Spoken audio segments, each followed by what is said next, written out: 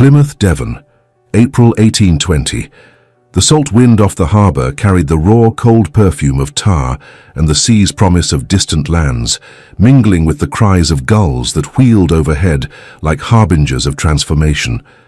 The docks teemed with humanity, sailors hauling crates, merchants arguing prices, families embracing before long voyages across treacherous Atlantic waters. Lady Verity Sutton stood alone at the edge of the quay, one hand pressed against the slight curve of her abdomen, a secret she guarded with every breath, her travelling cloak whipping around her in the spring breeze. At 26, Verity knew that promises counted for nothing, weighed against whispered accusations and forged evidence. The single trunk at her feet contained everything she had left in this world. 3 dresses, 2 books, her mother's pearls, and a future that would never include the Duke who had destroyed her without even granting her the courtesy of a hearing. The SS Liberty loomed before her, its gangplank a bridge to a life where no one would know her shame, where her child could be born without the stain of scandal, where the name Ravenscroft would mean nothing at all. If tales of courage in the face of ruin, and the strength required to demand a second chance, resonate deeply within your heart, subscribe now and journey with us through this tale of hard-won redemption. You will not want to miss what happens next. 8 months earlier, Verity had believed herself the most fortunate woman in England. The Duke of Ravenscroft had chosen her. Not for her dowry, which was negligible, nor for her family's influence, which had evaporated with her father's precarious financial gambles, but for what he claimed was the clarity of her mind and the steadiness of her character. Tobias Linden moved through society with the confidence of a man having inherited both wealth and responsibility at 22, who had spent 11 years transforming Ravenscroft Hall from a neglected estate into a model of agricultural innovation. He was not handsome in the conventional sense. His features were too sharp, his manner too direct. But when he looked at Verity across Lady Stratford's drawing room that autumn evening, the directness of his grey eyes pierced the careful facade she presented to the world, suggesting immediate recognition. Their courtship had been unconventional. No elaborate balls or poetic declarations. Instead, Tobias invited her to walk the grounds of his Shropshire estate, showed her the new drainage systems he had installed, explained his theories on crop rotation and tenant welfare. Other women might have been insulted by such unromantic attention. Verity found herself captivated. Here was a man who valued substance over sentiment, who considered her mind worthy of sharing his concerns. Tobias spoke often of his practical nature during those November walks, frost crunching beneath their feet. He explained his preference for ensuring tenants had sound roofs and productive land over the lavish entertainments expected of his rank. Then one must conclude that society values appearance above the necessary work of life, Verity observed with a slight smile. A decorative object, Your Grace, offers little comfort against the harshness of winter. He stopped walking then, turned to face her fully. You understand, I knew you would. The proposal came 3 weeks later. No dramatic scene, no bended knee. Simply a quiet conversation in the library where he outlined his expectations for marriage, partnership, honesty, mutual respect, and asked if she could accept such terms. She could. She did. The engagement announcement in the Times caused the expected flutter of surprise. Baron Sutton's daughter, whose family teetered on the edge of financial ruin securing the Duke of Ravenscroft, whispers suggested he must be compensating for some hidden deficiency. Others maintained it proved Sutton held some undeniable power over him. Verity learned to smile through the speculation, secure in the knowledge that Tobias had chosen her freely. What she did not know was that within Ravenscroft Hall itself, another woman watched the engagement with calculating rage. Lady Clarice Linden, widow of the Duke's late older brother, had spent 5 years positioning herself as the unofficial mistress of Ravenscroft Hall. She managed the household, hosted when Tobias could not be bothered, and most importantly, ensured that her son Barnaby remained visible as the heir presumptive. At 35, Clarice possessed a flawless, if brittle, beauty. Her meticulously crafted presentation suggested relentless effort and a chilling ambition. Verity's arrival threatened everything. A new duchess would assume household management. Worse, if Verity bore sons, Barnaby would be displaced entirely from the succession. The boy himself hardly cared about such matters, At 11, he was far more interested in his collection of beetles than ducal responsibilities. But Clarice cared. Clarice had spent 5 years cultivating influence, 5 years ensuring everyone understood that while Tobias held the title, she wielded the true power. She would not surrender that power to some impoverished baron's daughter. The plan crystallized in her mind over weeks. Clarice studied Verity during the engagement months, noted her habits, her friendships, her vulnerabilities. She observed the genuine affection growing between Verity and Tobias, the way they consulted each other on estate matters, the quiet, nauseating intimacy of shared purpose. She needed to destroy not just the engagement, but Verity's very character. A simple broken betrothal could be mended, forgiven. But scandal, true devastating scandal, would be permanent.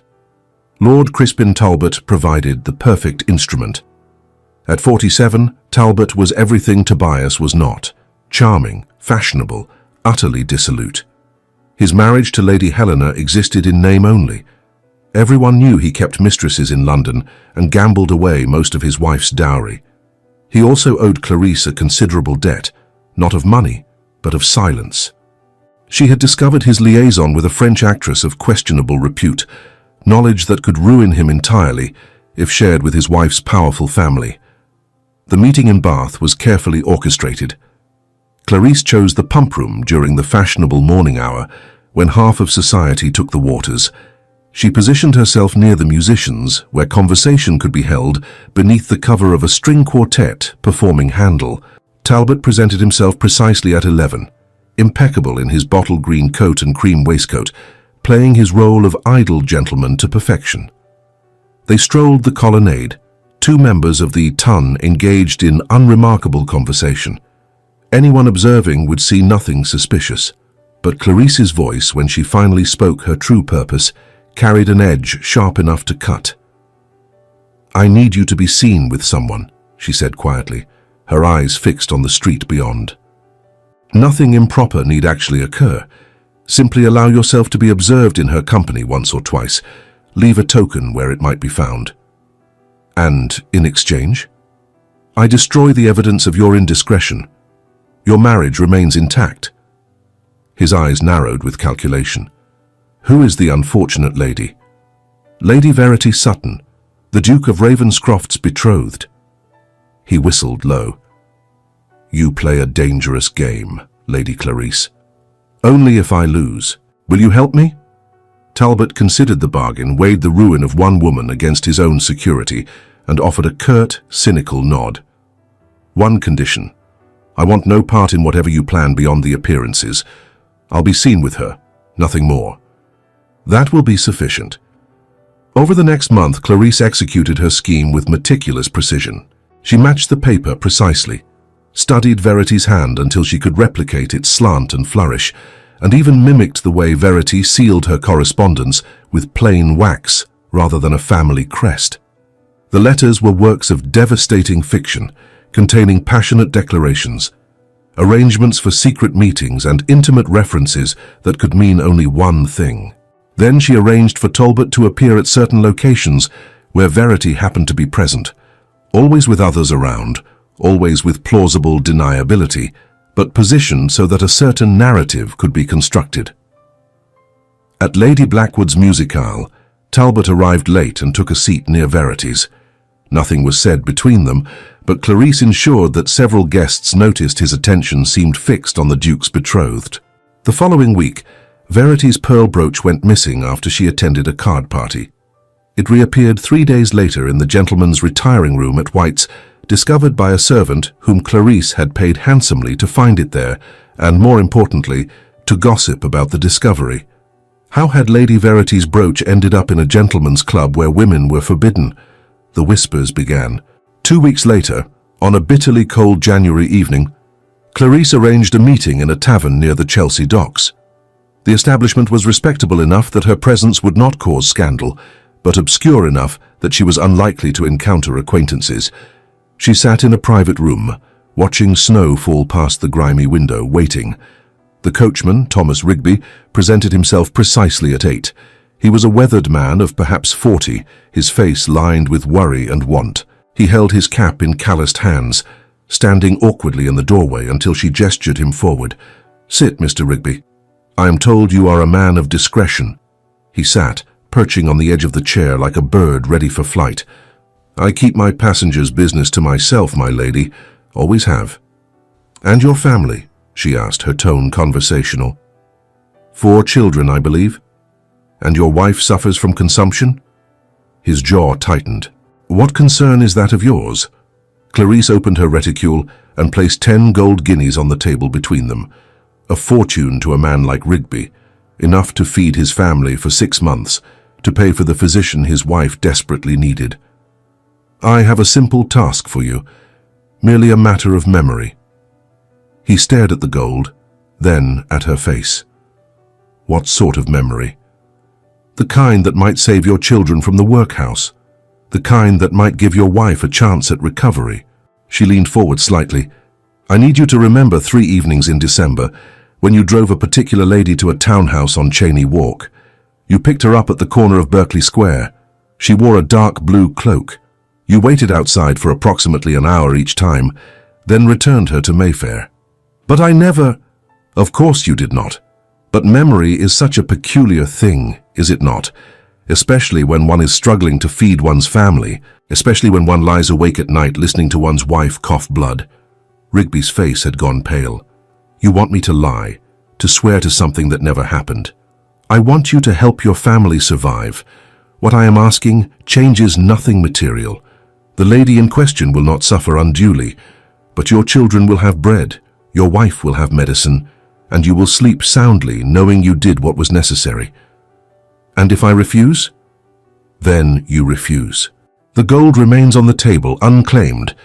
Your wife continues her decline. Your children continue to go hungry. And when the workhouse finally takes them, you can comfort yourself with the knowledge that you maintained your precious honesty." The silence stretched between them, broken only by the crackling fire and the distant sounds of the tavern below.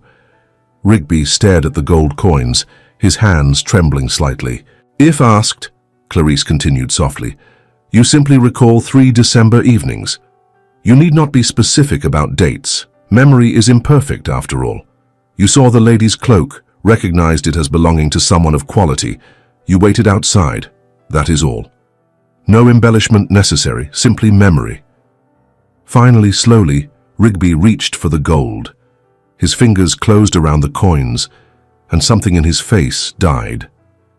3 evenings, he said hoarsely. December, dark blue cloak. Cheney Walk. Very good, Mr. Rigby. You have made the wise choice for your family's sake. She left him there, clutching his 30 pieces of gold, and felt no remorse. Some men were born to be instruments. Rigby was simply fulfilling his purpose. Clarisse waited, building her case piece by piece.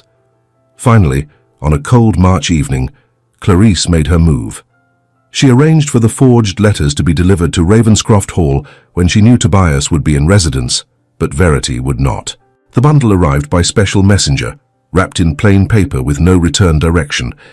Inside 7 letters apparently written by Verity to Lord Talbot over the course of 4 months. Letters that spoke of stolen moments, desperate longing, the suffocating nature of her engagement to a man who cared more for drainage ditches than romance. "My dearest Crispin," one letter began, "I can scarce breathe in this gilded cage. He speaks of crop yields while my heart yearns for poetry, for passion, for the very things you embody. How cruel that duty should bind me to stone while desire calls me to flame." Another. "The hours until Thursday stretch before me like an eternity. Promise me you will wear the ruby cravat pin. I shall know then that you think of me as constantly as I think of you." The final letter, dated just 2 weeks prior, was the most damning. "I can no longer bear this deception. We must decide. Flee together or resign ourselves to stolen moments for all our days. My courage fails me, beloved. I fear I am not brave enough to choose love over security. Forgive me my weakness." Tobias read them in his study, alone, with mounting horror. Each letter bore Verity's handwriting, her seal, her voice, or what he believed to be her voice. He had never been skilled at reading people's hearts. That was why he preferred the straightforward logic of agriculture and estate management. These letters suggested depths of passion and deception he had never suspected. His first instinct was to confront her immediately, demand explanation. But pride stopped him. He closed his eyes, the forgery hot in his hand. He did not simply fear deception. He feared the failure of his own judgment, the practical Duke outwitted by sentiment. He crossed the room and stared at his own reflection in the darkened window, unable to reconcile the image of the rational estate manager with the cuckolded fool staring back. If these letters were genuine, then his judgment had been catastrophically wrong. He had believed himself capable of assessing character, had prided himself on seeing past society's superficialities to recognize true worth. To be so thoroughly deceived would mean questioning everything he thought he knew about himself. He sent for his secretary. Burn any further correspondence from Lady Verity Sutton unopened. She is not to be admitted if she calls. Draft a notice for the Times announcing the dissolution of our engagement, citing irreconcilable differences of character. Your Grace, surely you should do as I say. The notice appeared 2 days later. The news ignited a firestorm of speculation across London. The Duke of Ravenscroft breaking his engagement? Unprecedented. The speculation ran wild. What had Lady Verity done to warrant such disgrace? Verity learned of it while taking tea with her mother in their modest London residence. A friend brought the newspaper, her expression hovering between sympathy and barely concealed curiosity. My dear, I thought you should know before you heard it elsewhere. The world tilted. Verity read the brief announcement 3 times, unable to comprehend. Irreconcilable differences of character. No warning, no explanation, no conversation. Simply erasure. She sent 7 letters to Ravenscroft Hall over the next week. All were returned unopened, the seals unbroken. She attempted to call at his London residence. The butler turned her away with cold efficiency. She wrote to his man of affairs, begging for some explanation. No response came. Society, meanwhile, had already reached its verdict. A broken engagement meant fault on the woman's side. Whispers grew louder. People remembered the brooch at White's, the coach seen outside that Chelsea address, Lord Talbot's particular attention at various gatherings. Pieces fell into place, forming a picture of calculated infidelity. Lady Clarice Linden, when asked, sighed with theatrical regret. I had hoped I was mistaken in my observations, but when duty compelled me to share my concerns with His Grace, well, one can only imagine his devastation. 3 months passed. 3 months during which Verity watched her reputation disintegrate, her few friendships strain and break under the weight of scandal, her family's fragile social position crumble entirely. Her father, already struggling with debts, found his credit withdrawn. Her younger sister's chances for a decent match evaporated, all because Verity had somehow, inexplicably, offended the Duke of Ravenscroft. She never understood what she had done wrong. In late May, unable to bear the suffocating atmosphere of London any longer, Verity retreated to her family's modest country house in Hampshire. The property was small, little more than a cottage really, but it offered solitude. Her mother stayed in town, maintaining what remained of their social connections. Her father spent his days in his study, drinking brandy and avoiding creditors. Her younger sister had been sent to live with an aunt in Yorkshire, away from the stain of Verity's scandal. Verity walked the gardens alone, replaying every conversation she had ever had with Tobias, searching for the moment when she had somehow betrayed his trust. She reviewed each social engagement they had attended, trying to remember if she had inadvertently encouraged Lord Talbot's attention. She could not. She had barely spoken to the man beyond the most perfunctory pleasantries required by good manners. One evening, as twilight painted the Hampshire fields in shades of violet and gold, she sat at her writing desk and composed yet another letter to the Duke. Unlike the previous 7, this one would never be sent. It was merely an exercise in futility, a way to organize her thoughts. Your Grace, she wrote, her hand steady despite the tears that blurred her vision. I have examined my conscience daily since you dissolved our engagement. I have reviewed every moment of our acquaintance, searching for the offense I must have given, the betrayal I apparently committed. I find nothing. If I was guilty of some impropriety with Lord Talbot, I remain wholly unaware of it. I pray I may yet discover the root of this calamity, though I fear either answer will prove equally ruinous to my peace." She set down her pen and stared at the words. They sounded desperate, pathetic even. No wonder he had not responded to her previous letters. What man wished to hear the protestations of a woman caught in infidelity? Protestations of innocence were exactly what a guilty person would offer. But she was innocent. Of that, at least, she remained certain. Whatever evidence had convinced Tobias of her guilt, it was false. Someone had lied. Someone had manipulated circumstances to destroy her. But who? And why? The question consumed her through June. She ate little, slept restlessly, moved through her days like a ghost. Her mother wrote worried letters. The local physician suggested rest and fresh air, remedies that seemed absurdly inadequate for the destruction of one's entire life. It was during one of those sleepless nights, lying in her narrow country bed, listening to owls hunt in the darkness, that Verity felt the first undeniable stirring of new life within her belly. Not illness, not imagination, but the unmistakable flutter of a child growing where it should not be growing, not for an unmarried woman, not for a woman whose name had become synonymous with scandal. The pregnancy revealed itself in early July. A physician confirmed what she had already suspected from the cessation of her courses, the sickness of the stomach she felt upon rising, the unfamiliar tenderness of her body. 4 months along, possibly a little more, he estimated. The child would arrive in early February.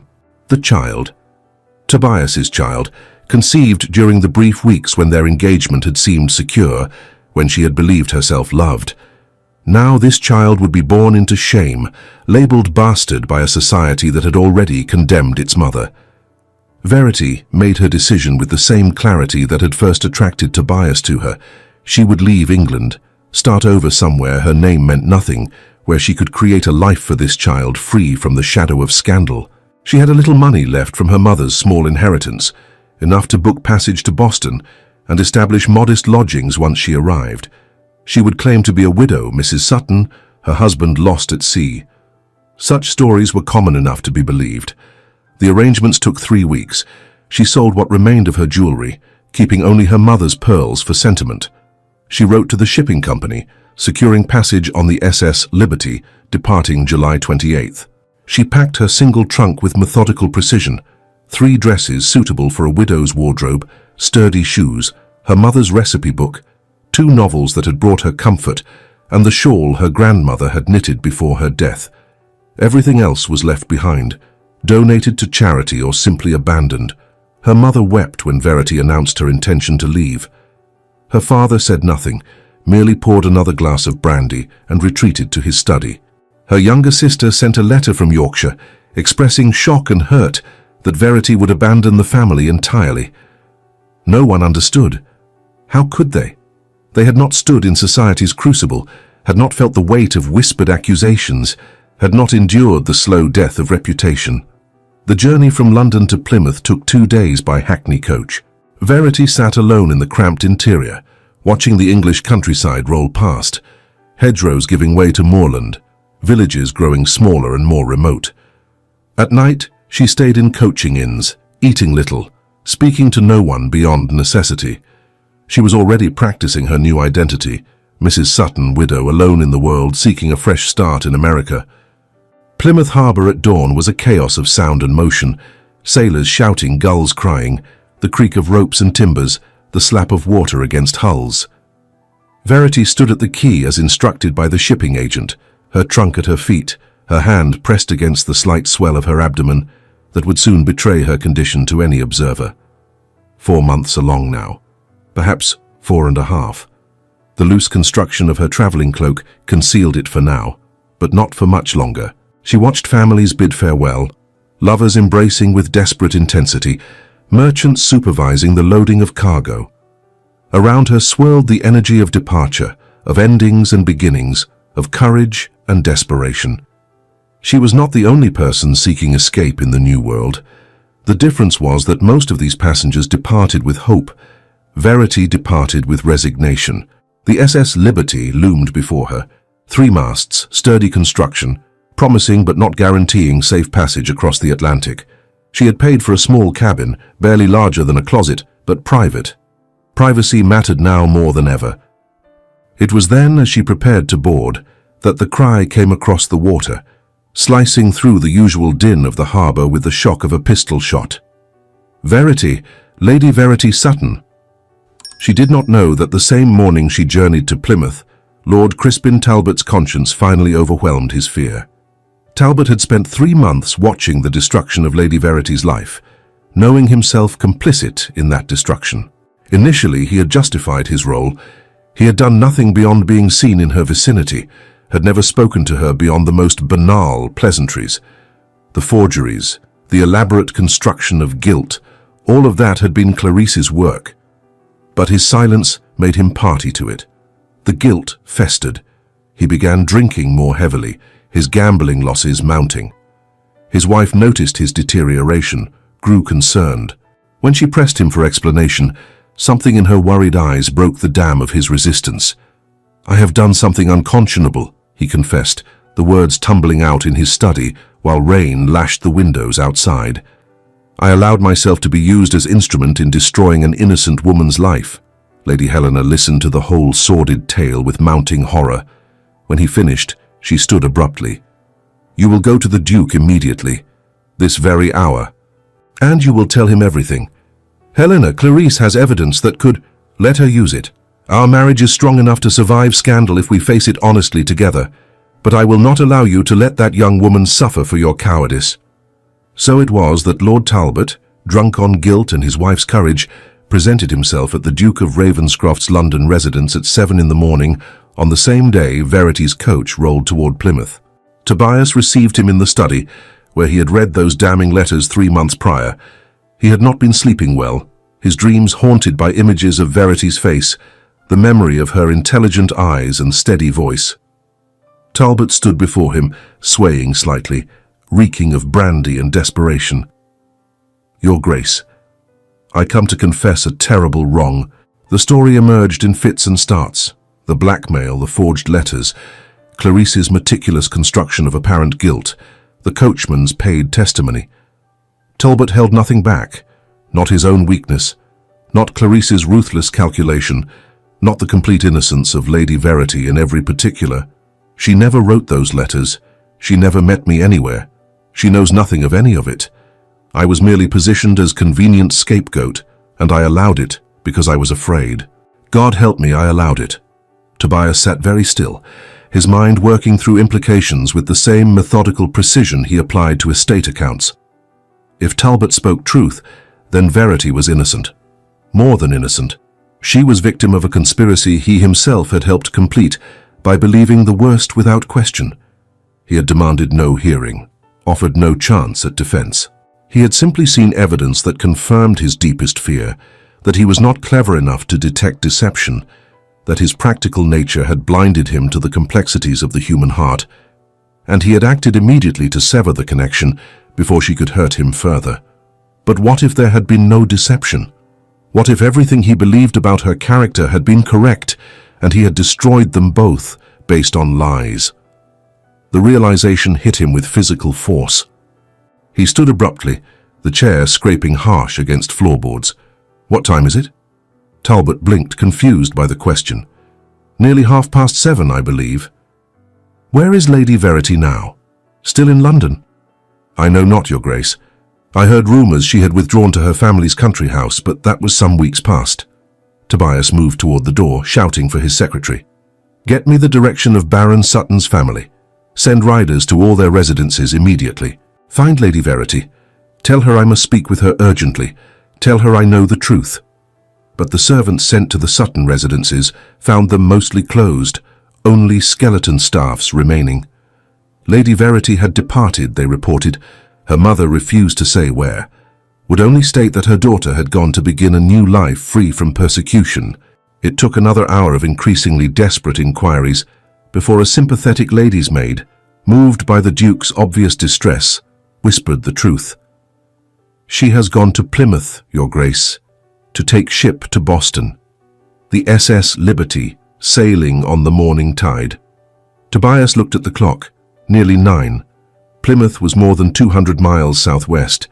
Even riding his fastest horses at breakneck pace, he could not possibly arrive before the ship sailed. I considered every civilized method to stop you, but there was no certainty of time. Only one course of action remained: to reach you myself by the shortest and most reckless means possible. His presence was required immediately, his own confession necessary to mend the breach. Words on paper had destroyed them.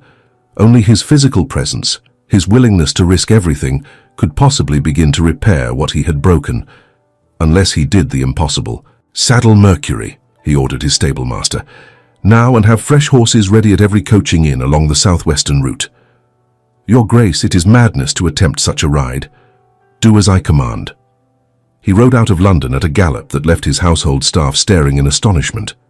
Behind him, other preparations were set in motion. A constable was dispatched to Ravenscroft Hall with orders to arrest Lady Clarice Linden on charges of fraud and criminal conspiracy. His solicitor was instructed to draft a public retraction for the Times. His man of affairs was told to make inquiries about the next ship to Boston, in case Tobias failed to reach Plymouth in time. But Tobias had no intention of failing. He rode as though demons pursued him, changing horses at every posting inn, pausing only long enough to gulp water and verify he traveled the fastest route. The landscape blurred past: rolling hills, small villages, coaching stops where ostlers stared at the Duke demanding fresh mounts with wild eyes and mud-spattered clothes. He rode through the afternoon, into evening, through the night, when most sensible travelers sought rest. The moon rose and set. Dawn came again, painting the sky in shades of rose and gold. At 8:30 the following morning, with Mercury's flanks heaving and his own body aching from nearly 24 hours in the saddle, Tobias crested the final hill and saw Plymouth Harbour spread before him. And there, already 200 yards from the docks, her sails catching the morning breeze, was the SS Liberty. Verity stood at the rail, her travelling cloak wrapped tight against the sea wind, watching England recede behind her. She told herself she felt nothing. Not grief, not regret, only the strange blankness that had characterized the past 3 months. Her hand rested on her abdomen, where the child no one knew about grew steadily. By the time she reached Boston, she would be showing. She would need to establish her story before then, ensure everyone accepted her as a widow fleeing memories too painful to bear. The cry came across the water, slicing through the usual din of the harbour with the shock of a pistol shot. "Verity, Lady Verity Sutton."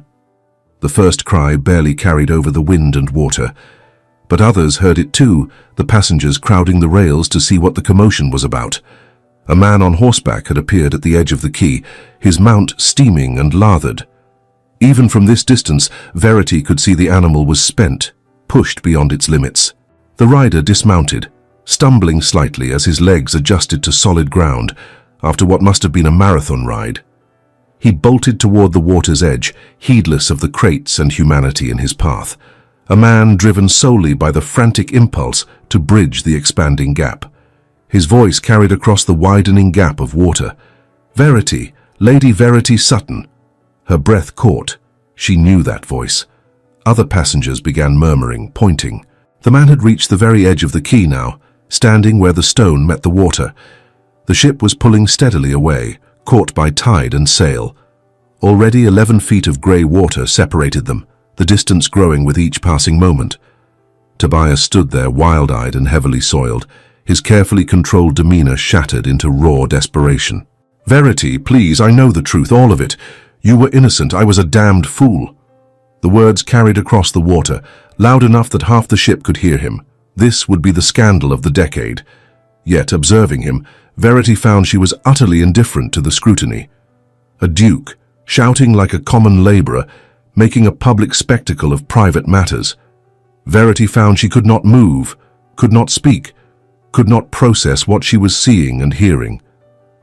Tobias did not stop. The letters were forged. Clarice manufactured everything. Talbot confessed it all. You never betrayed me. I betrayed you by not listening, by not trusting what I knew of your character. The ship continued moving. 15 feet of water now, then 20. Sailors called to each other, adjusting lines, unconcerned with the drama unfolding behind them. To them, this was just another sailing, another load of passengers leaving English shores for unknown futures.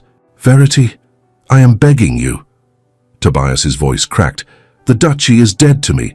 Ravenscroft, the title, the estates, all of it means nothing if you are not there. Without you, I am merely a man with land and emptiness." 25 feet. 30. The gap seemed insurmountable now. And then, before the stunned eyes of hundreds of witnesses, the Duke of Ravenscroft did something no one had ever seen a duke do. He kicked off his boots, stripped off his coat, and dove headlong into Plymouth Harbour. The water was cold and filthy, full of refuse from the docks and the ships. Tobias surfaced, began swimming with desperate strokes toward the SS Liberty. He was no expert swimmer. His childhood had been spent in landlocked Shropshire, but desperation gave him strength. A sailor noticed him, shouted an alarm. The ship could not stop, could not turn back for one mad swimmer, but safety nets hung over the side for exactly such emergencies. As Tobias reached the hull, hands reached down, helping to haul him into the netting. He hung there soaked and gasping, water streaming from his clothes, and looked up to find Verity staring down at him from the rail above. Her face was white, her eyes enormous in her pale face. "You leapt into the harbour," she said, her voice barely audible over the wind and waves. "Was there any other recourse? I would rather face the waves to the shores of Boston than face one more day of the ruin I have made of our lives." He began climbing the netting, his movements awkward but determined. Sailors helped pull him over the rail, where he collapsed onto the deck, heaving for breath. Passengers crowded around, creating a circle of gawking spectators. This would be the talk of Plymouth for months, probably years. The Duke who dove into the harbour to chase his fleeing betrothed. Tobias struggled to his feet, water pooling around him, his fine clothes ruined beyond repair. He looked at Verity, and she saw in his face something she had never seen before. Complete vulnerability, stripped of every aristocratic defense. "I read 7 of your letters and burned them unopened," he said, his voice rough. 7 times you tried to reach me, and I was too proud, too hurt, too convinced of my own betrayal to hear you. I am sorry. Those words are insufficient, but I have nothing else. I am profoundly, devastatingly sorry." Verity felt the deck solid beneath her feet, felt the child stirring in her belly, felt the weight of 3 months of suffering and the impossible hope of this moment. Around them, passengers whispered and stared, but she found she did not care. "You truly believe I was innocent? After everything that was so convincingly arrayed against me?" "I know you were innocent. Talbot confessed the entire scheme. Clarice has been arrested. The constable is taking her testimony as we speak. Your name will be cleared publicly, completely. The Times will print a retraction tomorrow."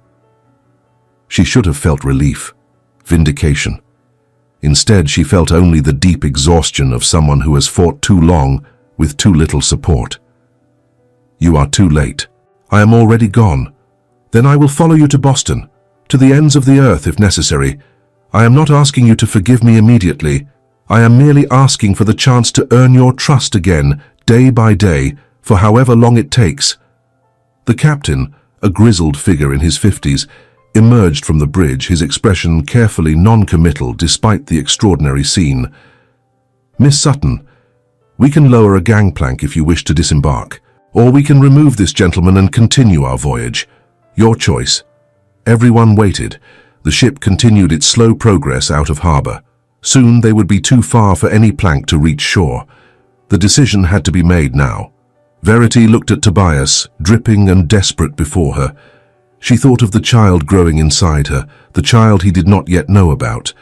She thought of the life she had planned in Boston, built on lies and loneliness. She thought of the way he had looked at her during their courtship, as though she was someone worth listening to, worth consulting, worth choosing.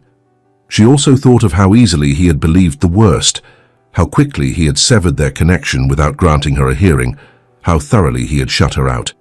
"If I return," she said slowly, "it will not be as your grateful supplicant, rescued from exile by your belated conscience. I would expect nothing less. I will require my own residence, not Ravenscroft Hall where your sister-in-law held court, somewhere that is mine alone. I will purchase whatever property you choose." She studied his face, searching for signs of calculation, of the pride that had destroyed them before. Finding only sincerity, she drew a breath. "There is one more thing you should know before I choose. I am with child.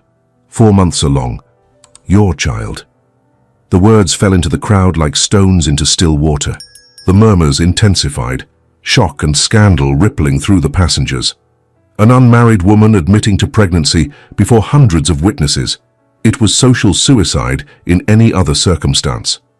Tobias stared at her, his expression cycling through shock, wonder, and something that looked like hope. "My child?" "Yes. I had not planned to tell you. I thought I would raise this baby alone, as a widow in a new country. You have a right to know now that you have followed me here, but know this as well. I will not allow this child to be used as leverage to force my return. If I come back, it must be my genuine choice, not coercion through maternal obligation." She continued, her voice steady despite the trembling in her hands. "I will retain control of my own finances. Whatever settlement you proposed before, I want it guaranteed to me, regardless of the marriage's success. And you will earn my trust. Not demand it, not expect it by right of your apology, but earn it slowly through consistent action over time." "I understand, and I accept. All of it." The captain cleared his throat. "Miss Sutton, we must decide soon. The tide waits for no one." Verity looked at Tobias one more time, seeing past the ruined clothes and desperate eyes to the man beneath. The man who had valued her mind, who had shared his work with her as an equal, who had just made the most public declaration of vulnerability any duke had ever made. To remain on this ship was the safer choice, the path of least pain. But to return, to face the scandal and force him to earn his way back to her, that required a courage she realized she possessed, and a power she finally knew how to wield. "Lower the gangplank," she said quietly. The crew scrambled to comply, extending the wooden bridge back to the dock where other passengers could now be seen gathering, drawn by the spectacle. The ship slowed, maneuvered back close enough for the plank to reach. One of the benefits of still being in harbor, such adjustments were possible if unusual. Verity descended carefully, aware of the precious cargo she carried, aware of every eye upon her. Tobias met her at the bottom, started to reach for her hand, then stopped, remembering perhaps that he had not yet earned that right. "Thank you," he said simply, "for giving me this chance. Thank you for following me into the harbor." It was an exhibition of feeling both singularly dramatic and wonderfully unduly imprudent, almost certainly foolish, but I found I could not bear the alternative. They stood there on the dock while all of Plymouth watched. Behind them, the SS Liberty continued its departure, carrying other passengers to their new lives. Before them lay England, with all its complications and possibilities. A constable approached then, official and efficient. "Your Grace, I am Constable Williams. I have news regarding Lady Clarice Linden." "Tell me." "She has confessed, Your Grace. Once confronted with Lord Talbot's testimony and the evidence we discovered, she admitted to the entire conspiracy." "He betrayed me," she said. "After all I had done for him, the cur betrayed her. The forged letters have been verified by experts. The coachman recanted his testimony when offered immunity. Your lady's name has been formally cleared of all accusations." Verity swayed slightly, the weight of vindication nearly overwhelming. She was innocent. Officially, publicly, completely innocent. "What will happen to Clarice?" she asked. "She will stand trial for fraud and conspiracy. Given her confession and the testimony against her, conviction is assured. She will likely face imprisonment." Tobias nodded grimly. "And my nephew? Young Barnaby is innocent in this matter." "The boy will be remanded to your custody, Your Grace, unless you object." "I do not object. He deserves better than what his mother has wrought." As the constable departed, Tobias turned back to Verity. "I have a carriage waiting. Or rather, I will have one secured shortly. I rode here alone somewhat impulsively. You rode through the night to reach me before the ship sailed." "I did. That was remarkably foolish. It was the only choice I could bear." They stood there, awkward and uncertain, before this woman who had suffered so much because of his failure to trust, and he a man learning that ducal authority meant nothing when weighed against the fragility of the human heart. "I meant what I said," Verity told him, her voice steady despite everything. "I will not return to Ravenscroft Hall as your rescued unfortunate. I will have my own establishment, my own independence, and you will prove yourself to me slowly, over time. I will prove myself every day for the rest of my life if necessary. It may well be necessary. Then I welcome the challenge." A small, cautious smile touched Verity's lips, the first genuine expression of pleasure he had seen there in months. "You are covered in harbour water and smell remarkably unpleasant. I am aware. I imagine my valet will require smelling salts when he sees what I have done to these clothes. Worth it, though." He looked at her, truly looked at her, seeing past the scandal and the pain to the woman he had chosen for all the right reasons before fear had driven him to reject those very reasons. Worth everything. Worth the duchy itself if it came to that choice. They walked together up the dock, away from the departing ship and toward whatever future they might build together. The journey would not be easy. Trust, once broken, took time to rebuild. But they had time now, and the willingness to try, and the hard-won knowledge that love meant nothing without courage to sustain it through the inevitable storms. 1 month later, in a small ceremony attended by only their closest relations, Lady Verity Sutton became the Duchess of Ravenscroft. She consented to the ceremony quickly. The child deserved a name, her reputation deserved swift public restoration. But the true marriage, the one built on trust, remained a separate, distant venture, which she would conduct from the safety of her new house. She did not move into the main hall, choosing instead to establish herself in Thornfield House, a comfortable estate 10 miles distant that Tobias purchased for her exclusive use. He visited daily at her invitation, never presuming his presence welcome without explicit permission. They took walks, discussed estate matters, slowly rebuilt the partnership that had been shattered by conspiracy and fear. Young Barnaby joined them often, a solemn boy struggling to understand his mother's crimes. Verity found herself becoming something between aunt and mother figure to him, helping him through his confusion and grief. The boy would never inherit the duchy now. The child Verity carried ensured that, but she worked to help him see that his worth existed, independent of titles and inheritance. The work of rebuilding trust proved more difficult than Tobias had anticipated. 2 months after the wedding, on a crisp October afternoon, they walked the gardens of Thornfield House discussing the winter planting. Verity spoke animatedly about her ideas for the kitchen garden, her face lit with the same intelligence that had first captivated him. Without thinking, moved by the pleasure of simply being near her again, Tobias reached for her hand. She pulled away. Not dramatically, not with anger, but with the instinctive recoil of someone who had learned not to trust touch. He stopped walking, shame flooding through him. "Forgive me. I should not have presumed. Forgive me. The memory of your swift rejection, Tobias, remains too fresh. A barrier cannot be so quickly dismantled, simply because the intention has changed. We must proceed with all the formality of strangers." She met his eyes, her own shadowed with a pain that had nothing to do with pregnancy. "Do you?" The words were soft but pointed. "You leapt into harbour water, Tobias. A dramatic gesture that moved me deeply. But the everyday work of earning trust is less dramatic. It is this. Standing here accepting that I cannot yet bear your touch without remembering how thoroughly you rejected me." He nodded, his throat tight.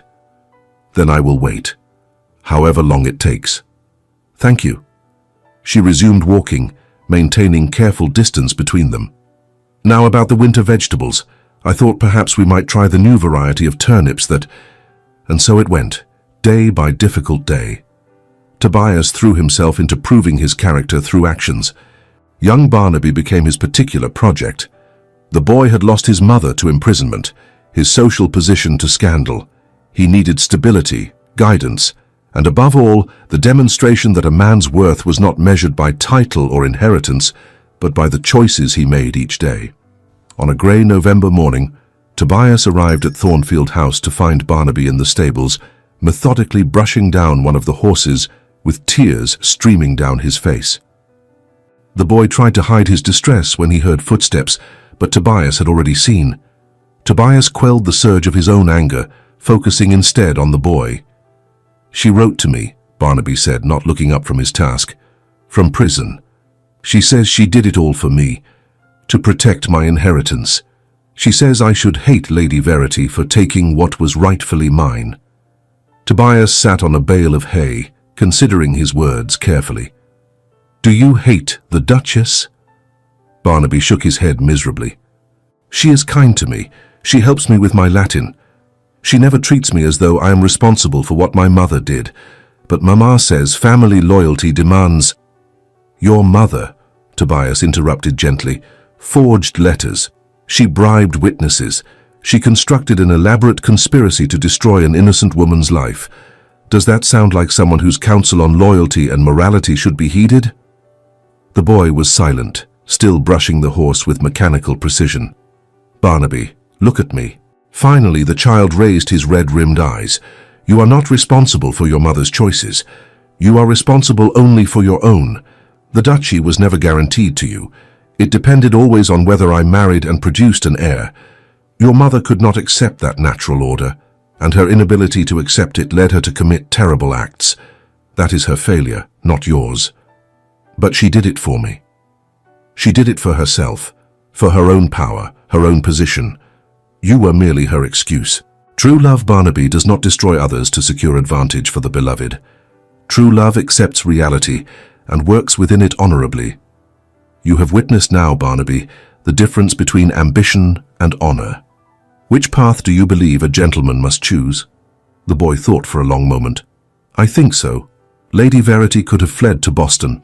That would have been easier, but she came back and made you earn her trust. That is honorable. Precisely. And you, nephew, have a choice. You can believe your mother's poison and nurture bitterness, or you can observe the example of genuine character that surrounds you now and choose to emulate it. Which man do you wish to become? Barnaby set down the brush and wiped his eyes. I wish to be the kind of man who does not destroy others for his own gain. Then you are already on the right path. Tobias stood, placed a hand on the boy's shoulder. Your beetle collection. Have you added any new specimens this week? The change of subject was deliberate, and Barnaby seized it gratefully. 3. There is a remarkable stag beetle I found near the oak grove. Would you like to see? I would be honored. They spent the next hour examining beetles, and when Verity found them in the study, poring over Barnaby's carefully labeled collection, something in her expression softened. Tobias saw it, the first real thaw in the ice that had separated them since Plymouth. That evening, as he prepared to depart Thornfield House, Verity walked him to the door, as was her custom. But this time she paused before opening it. What you did today with Barnaby, she said quietly, that was well done. He needed guidance. He needed to see a man choose patience and wisdom over pride and manipulation. You gave him that example. She hesitated, then added, It is easier to believe in your reformation when I see you act with such care toward a child who represents everything you might resent. I could never resent Barnaby. He is innocent in all of this. I know. That is precisely why today mattered. She opened the door. Good night, Tobias. Tomorrow, perhaps we might visit the tenants. I wish to understand more about the drainage improvements you mentioned. It was a small thing, this invitation to share his work again, but to Tobias it felt like dawn breaking after the longest night. On a cold February morning, Lady Charlotte Linden entered the world with a full head of dark hair and her mother's steady grey eyes. Tobias held his daughter with shaking hands, overcome by the reality of this life they had created. This innocent child who existed because two people had been brave enough to try again despite everything that had tried to destroy them. She is perfect, he whispered, staring down at the tiny face. She is ours, Verity replied, exhausted and radiant in equal measure. 1 year after the dramatic scene at Plymouth Docks, Verity and Tobias returned to the harbour, with Charlotte bundled in her mother's arms. The summer morning was bright and clear. The same salt wind that had carried the scent of departure now carried the scent of renewal. Ships moved in and out of the harbour, their sails catching the light, their crews calling to one another in the timeless language of the sea. The quay bustled with the same energy Verity remembered from that July morning. Merchants, sailors, families. But now she viewed it all through the lens of someone who had chosen to stay rather than flee. They stood together, two figures momentarily isolated against the ceaseless flux of the harbor, watching the tall ships depart and return, a testament to journeys taken and battles won. Charlotte gurgled contentedly in her mother's arms, blissfully unaware of the significance of this place, this moment, this anniversary of her parents' most desperate gamble. "Do you regret it?" Tobias asked quietly. "Coming back?" Verity considered the question with her characteristic seriousness. The past year had not been easy. Rebuilding trust never was. There had been difficult conversations, moments of doubt, times when the memory of betrayal rose up between them like a wall. But there had also been laughter, shared purpose, the quiet joy of watching their daughter grow, the deeper understanding that came from having survived pain together. "No," she said finally. "I do not regret it. Though I reserve the right to remind you of your harbor swimming whenever you become too ducal and pompous." He laughed, a sound that came more easily now than it had a year ago. "That seems fair, and I reserve the right to remind you that you are the bravest person I have ever known whenever you doubt yourself." Also fair. Verity recognized that true security was not found in solitude, but in the deliberate choice to build a life, day by difficult day, with a man who was finally worthy of her courage. "The duchy means nothing," Tobias said softly, his voice full of the quiet certainty that had been absent that day a year ago. "It is merely a place. You, Verity, are the reason for its continuation. Thank you for choosing me back, despite every reason not to." Verity shifted Charlotte in her arms, looked up at her husband, and smiled. "Thank you for following me, for being foolish enough to dive into harbor water, for riding through the night, for understanding that grand gestures mean nothing without the daily work of earning trust. Every day," he promised, "for the rest of our lives." "Every day," she agreed, and then in a gesture that required less passion than courage, she gently shifted Charlotte into his arms. "Now," she said, "hold your daughter, Duke. We have work to do." And there, at the docks of Plymouth, where endings had transformed into beginnings, where pride had been stripped away to reveal the vulnerable human hearts beneath, the Duke and Duchess of Ravenscroft stood together, living proof that love, when genuine and fought for, could survive even the cruelest betrayals, and emerge stronger for having been tested. Dear listener, perhaps you too have faced a moment when everything you believed shattered in an instant. When trust was broken, when reputation was destroyed, when the future you had planned crumbled to dust. In those moments, the easiest path seems to be escape, to start over somewhere no one knows your pain, to hide from the possibility of further hurt. But Verity's story reminds us that courage sometimes means staying, means demanding accountability, means refusing to accept less than we deserve, even from those who have wounded us. Her strength came not from being rescued, but from setting her own terms for return, from requiring that trust be earned rather than assumed. If you are facing your own harbor moment, know this: you have every right to demand that those who hurt you do the work of proving themselves worthy of second chances. You are not required to forgive easily or forget quickly. True reconciliation takes time, requires consistent action, needs both parties willing to be vulnerable and honest. Thank you for staying with us through this tale of betrayal, courage, and hard-won redemption. If Verity and Tobias's story touched your heart, please subscribe, like, and share with someone who needs to hear that second chances are possible when earned through genuine effort. Your support helps us continue telling stories of resilience, love, and the courage required to command the life you deserve.